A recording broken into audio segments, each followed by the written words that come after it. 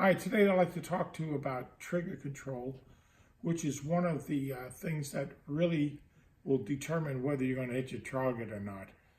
We'll talk about some of the silly things that we do by mistake, and possibly we'll correct them. I like to build foundation where you learn to do it right, where you don't bring bad habits with you and try to clean them up. So today we're going to talk about trigger control. Trigger control is how we press the trigger. I don't like to use the term squeeze, because when we use squeeze, usually people might squeeze the whole gun. And in fact, let me show you. Vance, if you come over the top of this. Okay, if I was to squeeze with my whole hand, you notice the pistol dips to the left and down, okay? That's squeezing with the whole hand. So in other words, if I was looking at a target that you shot, I would find most of the bullets going down to the lower left-hand corner, or like in a 5 o'clock position. Now, if I put too much of my heel when pressing it with my whole hand, it'd be upper right. So I would see most of the bullets on the target that would be on the upper right-hand corner, or around 2 o'clock. Another nasty habit that people develop is jerking the weapon, anticipating the recoil, and just dipping it. So if I look at your target and all the shells would be just below the target, okay, that's anticipating recoil and just snapping the pistol. So today, what we're going to do is we're going to try to eliminate these problems. All right.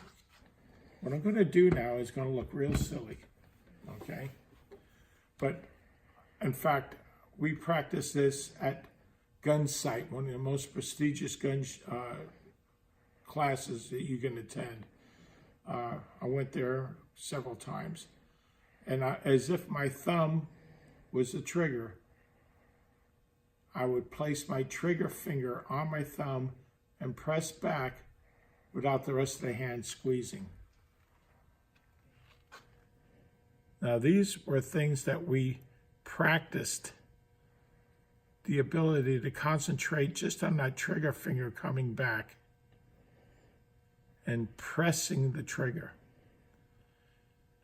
Now, if you try this at home, you're going to be surprised that your whole hand will want to squeeze together.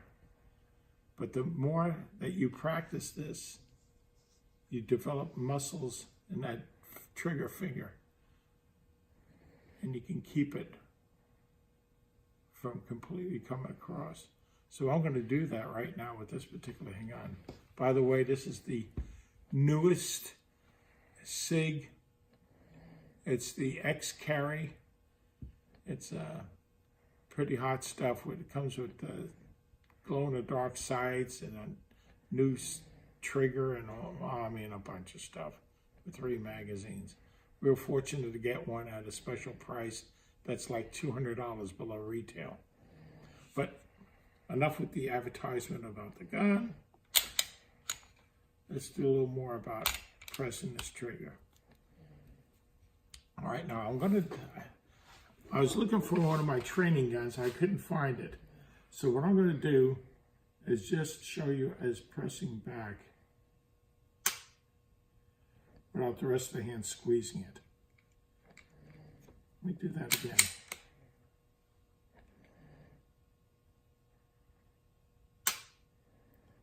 Now notice I'm getting a little whip here. And the reason why I'm getting that is because this gun requires me to hold 2 hands. Now I'm going to do it again right here, possibly you can see it, and try to eliminate that whip. Yeah, it's very slight there.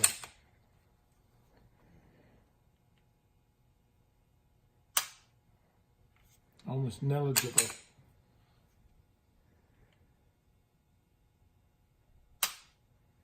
In fact, when I was in the Air Force and shooting on a pistol team, a base team, we used to put a coin on top of the front sight and do those exercises without the coin falling off it. Okay? Now this particular gun required me to hold it like that. I want to see something else. I'm going to try this Canik. Now, this is a striker fire gun also. Nobody's in there. Okay, I'm going to do that again. None, no motion. None whatsoever.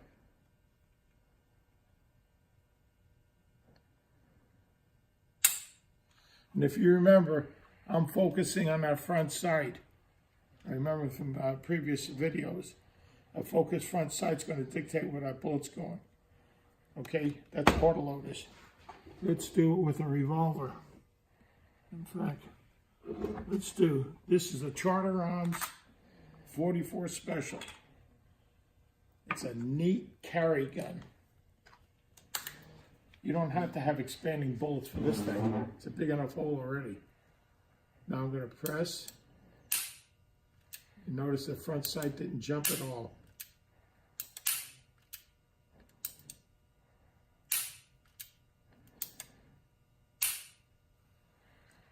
That thing would definitely shoot where the heck you were pointing it at. Good gun. So that's what we have. In fact, at the school, we used to say, when practicing drills, like boom, boom, two to the chest, and I just kept on doing that, where you press your finger without the rest of your hand squeezing. When you get a chance, try it. And practice makes perfect. Well, that's it, kids. Let's call it the Flour Mill and Trading Post. Come on by or look us up on the internet, theflourmillandtradingpost.com. Thank you.